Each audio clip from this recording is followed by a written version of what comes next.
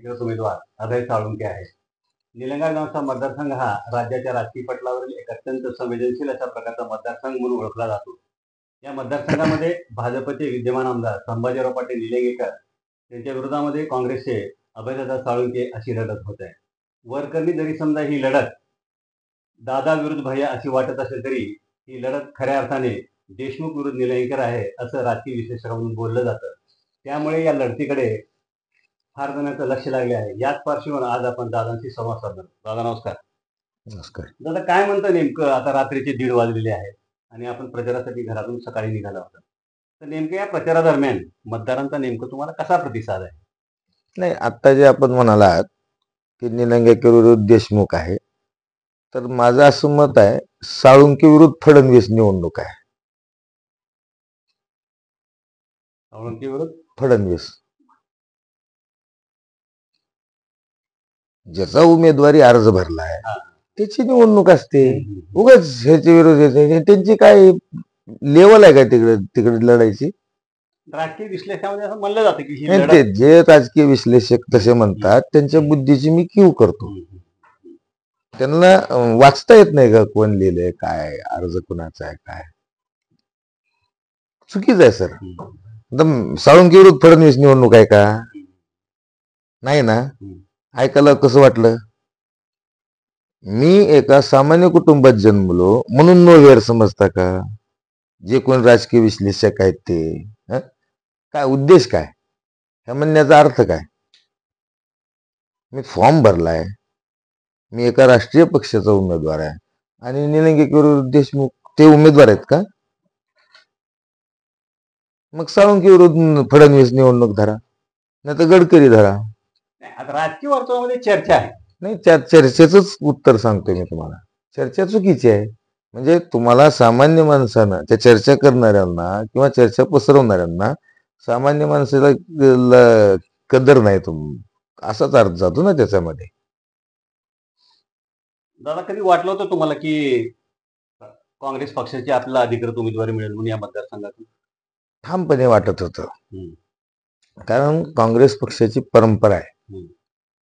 या निलंग्यात सुद्धा एका म्हणजे नवीन वकिलीचं शिक्षण पूर्ण करून आलेल्या, कसली राजकीय पार्श्वभूमी नसलेल्या एका तल्लख उमद्या तरुणाला, म्हणजे तत्कालीन तरुणाला, आदरणीय डॉक्टर शिवाजीराव पाटील निलंगेकर साहेबाला त्यांची गुणवत्ता बघून बोलवून घेऊन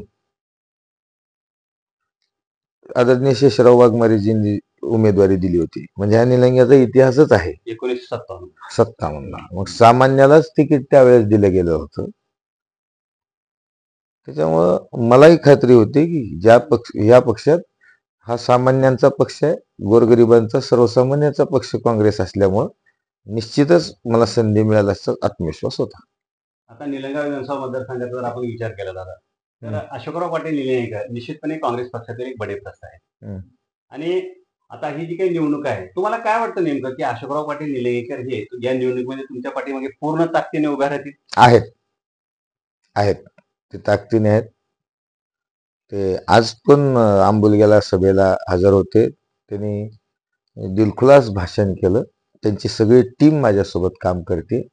ती सगळी टीम निष्ठावंत आहे. त्या निष्ठावंतांना घेऊन मी काम करतो.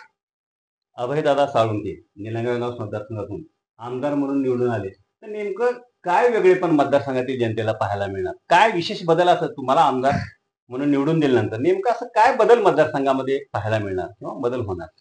सगळ्यात पहिली गोष्ट एक होईल, आमचा निलंगा पूर्वी सुसंस्कृतपणासाठी, चारित्र्य संपन्न राजकारणासाठी प्रसिद्ध होता.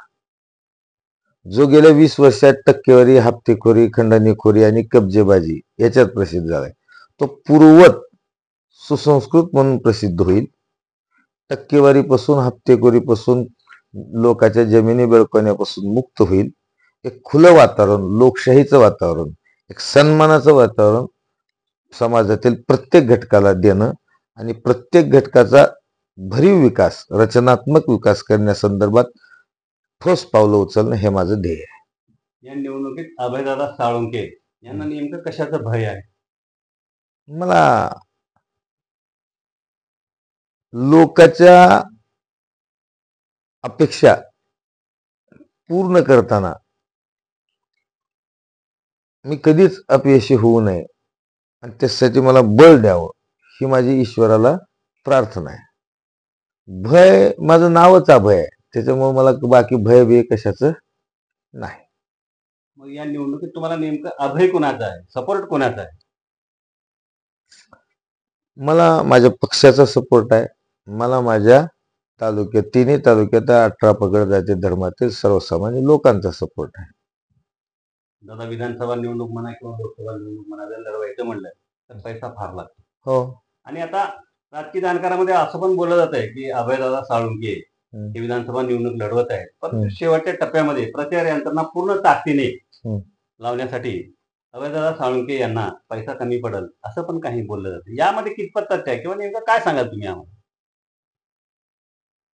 सर, तुमचं गाव कोणतं आहे? उमरगा सप्ताह होतो तिथं? होतो ना सत्ता. जे लोक सप्ताह करतात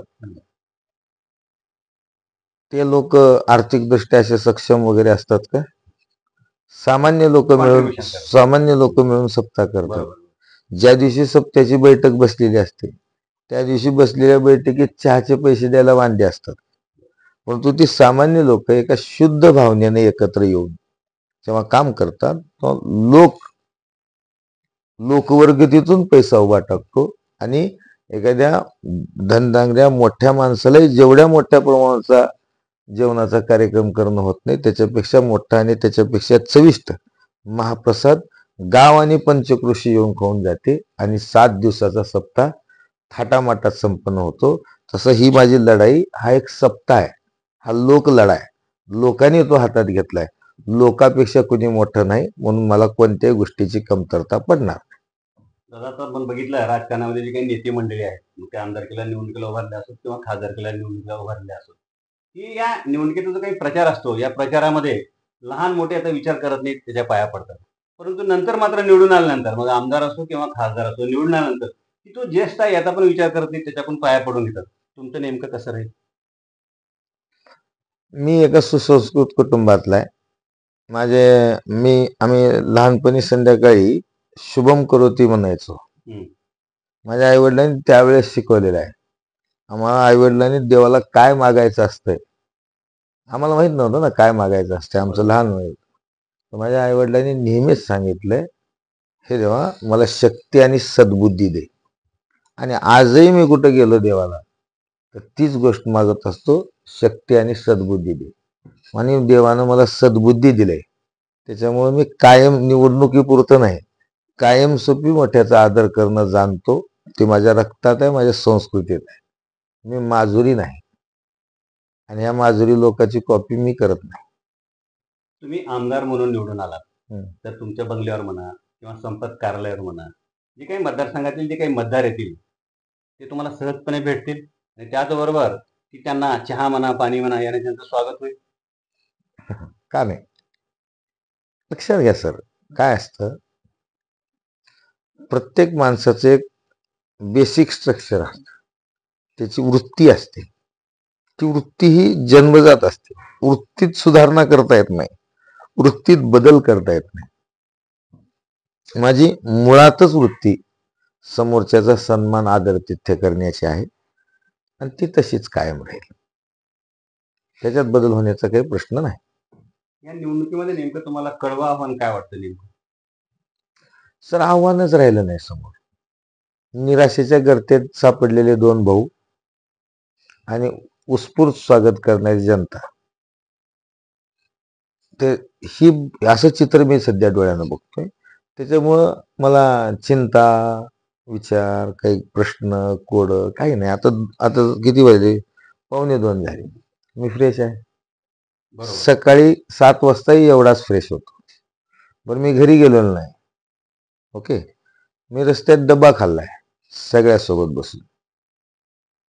शेतात रस्त्यात असं रस्त्यात जे आंब्यात झाड काय बिळल सावली शेतीमध्ये, रस्त्यात. मळ्यामध्ये वगैरे. हा, बस.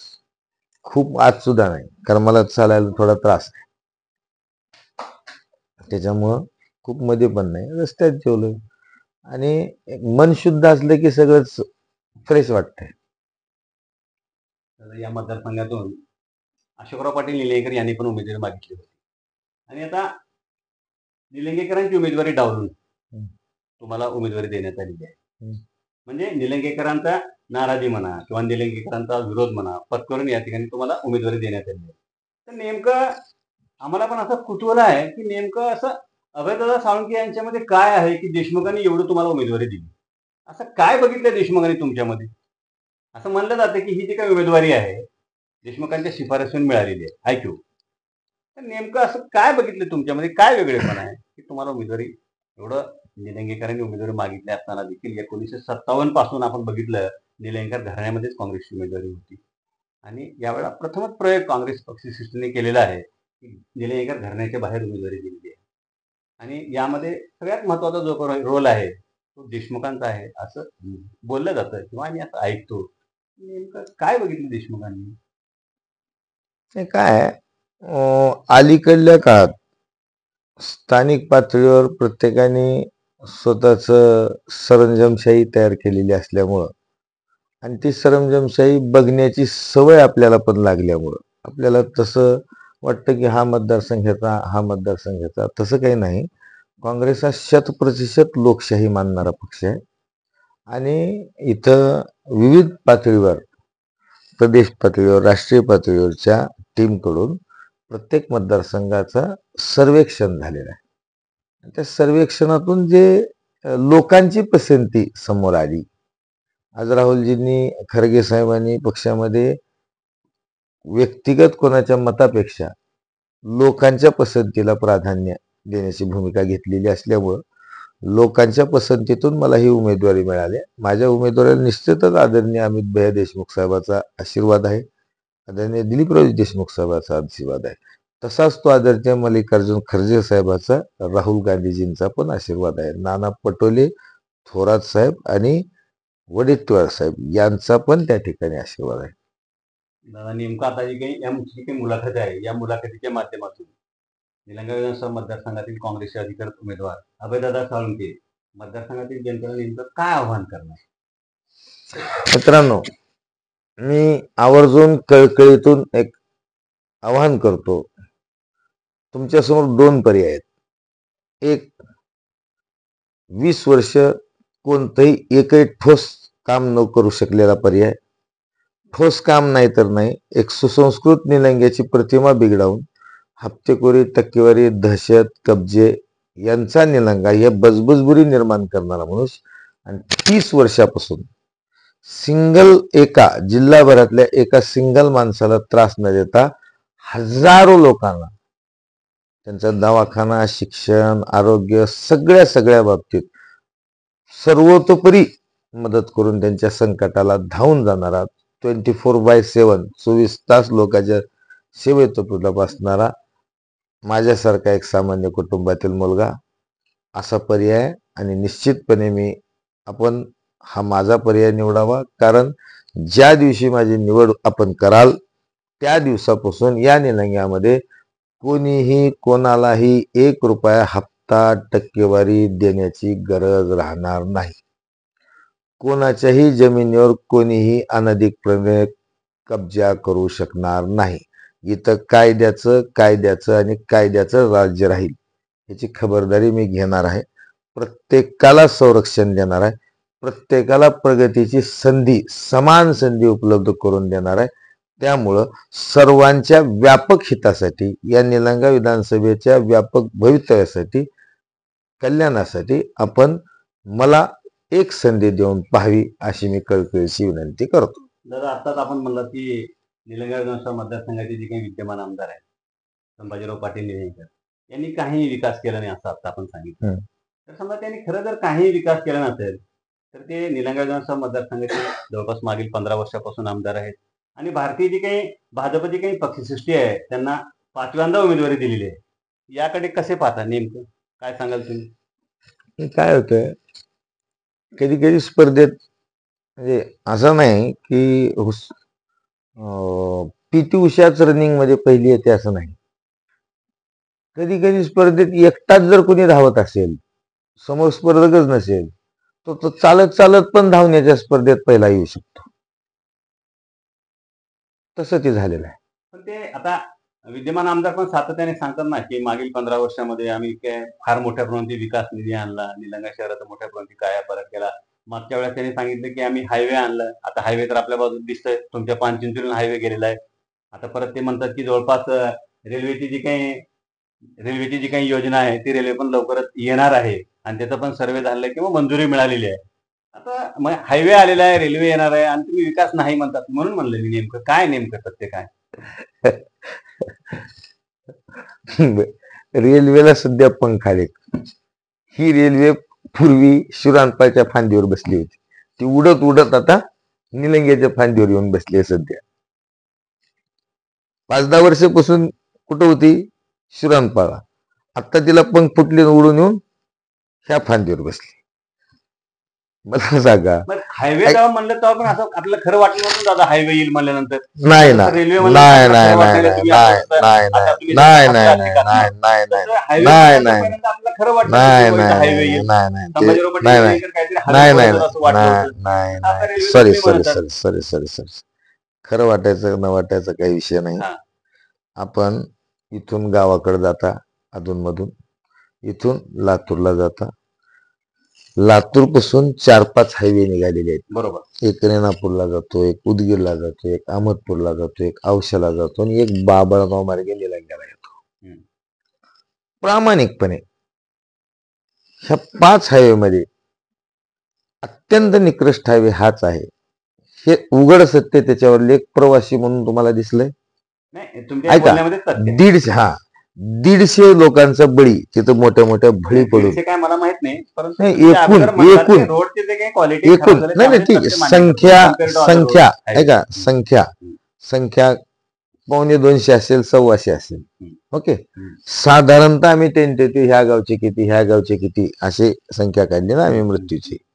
तर मग आमच्या आता अनसरवाड्याचे 9 लोक वाढले. आमच्या इथले 5-6 वाढले, पांचनसुलीतले. असं ज्या ज्या गावचे असे वाढलेले असे आकडा काढला आम्ही 150च्या टप्प्याला पोहोचलो. तो काही पोलीस स्टेशननी, ग्रामीण रुग्णालयाने, सिव्हिलनी दिलेला आकडा नाही. पण इन अन ॲव्हरेज तेवढे लोकचा बळी गेल्या 5 वर्षात गेला. इथं औषधाला हायवेवर सगळं सतत दुरुस्ती चालू असते. थोडी जरी खराबी झाली तर लगेच फोडून तिथं केलं तर आपण, तुम्ही, मी आणि सगळ्या जिल्ह्यांना, आपल्या तालुक्यानं बघितलं. मग तिथं दुरुस्तीचे जे नियम आहेत, रस्त्याच्या दर्जाबद्दलचे नियम आहेत, तो वेगळा देश आहे का, वेगळं राज्य आहे का? औसा उदगीर वेगळं राज्य आहे का, लातूर वेगळं राज्य आहे का? तेच नियम लागू आहेत ना. ते इथं नसतील का? इथं कधीतरी आम्ही आंदोलन, हायवे परिक्रमा करायच्या पूर्वी एकदा तरी दुरुस्तीचं काम 4 वर्षात झालं नव्हतं का? तशाच 7-8 बळी पडल्या होत्या. सगळ्यात निकृष्ट रस्ता हा इथं झालाय आणि तो त्यांच्या टक्केवारीमुळे, हप्तेखोरीमुळे झाला. ठामपणे खात्री लागली तर सांगतो. आणि तुम्हालाही माहिती आहे, प्रत्येकाला माहिती आहे. शेवटी तुमच्या व्यवसायाच्या मर्यादा, पत्रकारिता म्हणून तुम्हाला बोलता येत नसेल, ठीक आहे ना, मी आहे ना बोलायला. जे सत्य आहे ते मांडायला मी आहे. त्याच्यामुळं ह्याचे गेल्या निवडणुकीत रेल्वे बोगीत सांगितले 50,000 नोकऱ्या, 5 तरी नोकऱ्या भेटल्या का संपूर्ण जिल्ह्याला मिळून? हे बोगस बोलत असतात नेहमी. आता मध्ये समुद्राचं पाणी आणणार होते जलसाक्षरता रॅली करून, समुद्राचं पाणी सोडा, इथं नळाचं पाणी येणार गेले निलंग्यात. त्यांच्या गल्लीत, त्यांच्या घराच्या पाठीमागे आजूबाजूला पाणी येत ना नळाचं, आणि समुद्राचं पाणी आणायला निघाले. म्हणजे काय फेकाफेकीचं राजकारण आहे. त्याच्यामुळे मी त्यांचा विषय गांभीर्यानं घेत नाही. नेमकं रिझल्ट काय असेल लढतीचा? 50,000च्या आसपास मतात फरकानं मी निवडून येईन. दादा, आता ही जी लढत आहे, लक्षवेधी लढत आहे, या लक्षवेधी लढतीमध्ये 50,000चा आकडा बोलणं थोडं अतिशयोक्ती नाही? 49 बोलतो. धन्यवाद, तुम्ही आम्हाला वेळ दिलात, आमचे संवाद साधला, त्याबद्दल आपले खूप खूप आभार. आपणास खूप साऱ्या शुभेच्छा. ठीक आहे, थँक्यू. आपल्याला शुभेच्छा. धन्यवाद. धन्यवाद.